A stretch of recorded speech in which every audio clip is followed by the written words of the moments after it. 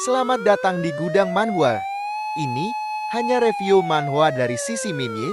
Jika ingin tahu fullnya bisa baca di web legal atau beli komiknya. Jangan lupa untuk subscribe, like, dan share biar Mimin semangat ya guys. Scene dimulai dengan suasana malam yang gelap dan sunyi di sepanjang jalan yang hanya diterangi oleh lampu-lampu jalan. Ada dua pria yang sedang berjalan, satu di antaranya mengenakan baju putih, sementara satu lagi membawa koper dan tas ransel. Pria berbaju putih berkata, "Aku ingin membantumu mencari tempat, tapi tempat ini yang paling murah, kita sudah sampai."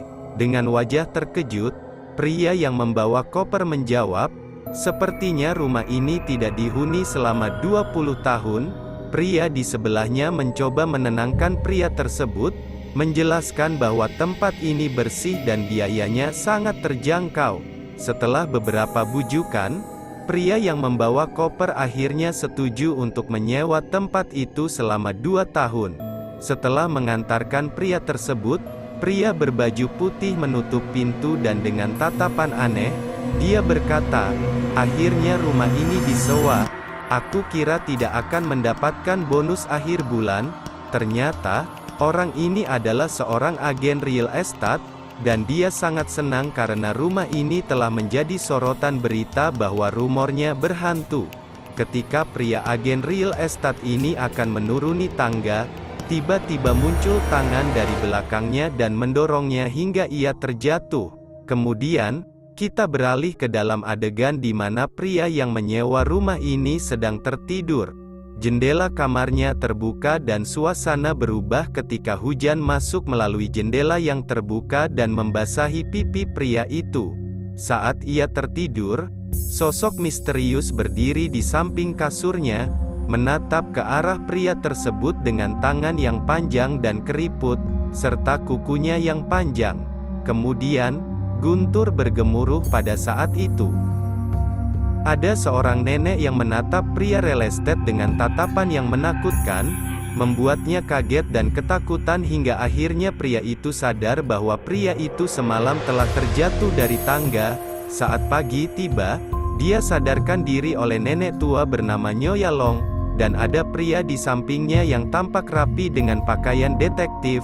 Nyonya Long berkata kepada detektif yang ada di sebelahnya berkata, "Lihat, dia sudah bangun." Sambil menunjukkan ekspresi terkejut, detektif itu mengiyakan kata-kata Nyonya Long. Dengan singkat, pria real estate menceritakan kejadian semalam yang membuatnya terjatuh dari tangga kepada detektif dan Nyonya Long.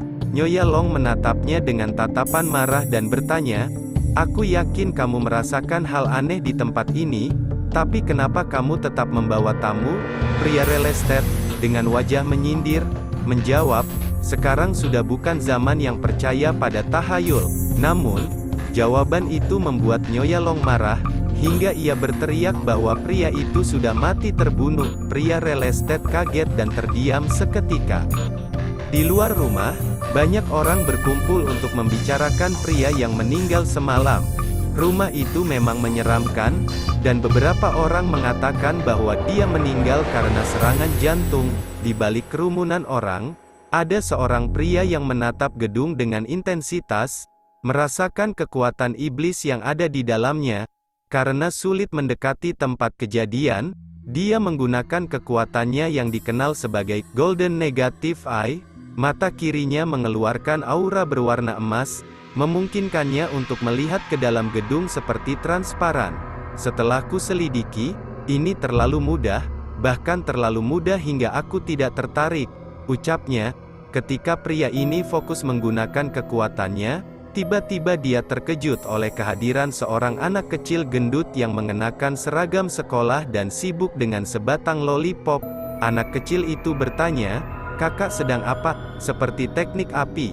Pada saat yang bersamaan, pria ini spontan berteriak, "Ingusmu," karena dia melihat bahwa anak kecil itu menjilati lollipop dengan ingus yang melekat pada permen tersebut.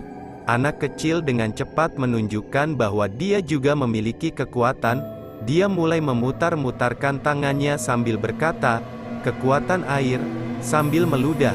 Namun, tanpa disadari oleh anak kecil, pria itu sudah pergi, meninggalkannya dan membawa permen yang dulu dia jilati dengan ingusnya. Pria itu duduk di atas bangunan sambil memegang permen yang diambilnya dari anak kecil gemuk itu. Dengan nada geram, ia berkata, "Dasar pengganggu kecil, kamu kira ini genjutsu, ini Taoisme?" Sambil membuang permen itu, pria tersebut berdiri dan memulai pertimbangan. Meskipun telah menggunakan kekuatan Golden Meditation, ia belum berhasil menemukan iblis itu. Muncul pemikiran untuk menghancurkan gedung ini agar iblis itu muncul. Pria ini menemukan cara untuk melacak iblis dan menyadari bahwa ia harus segera bertindak cepat.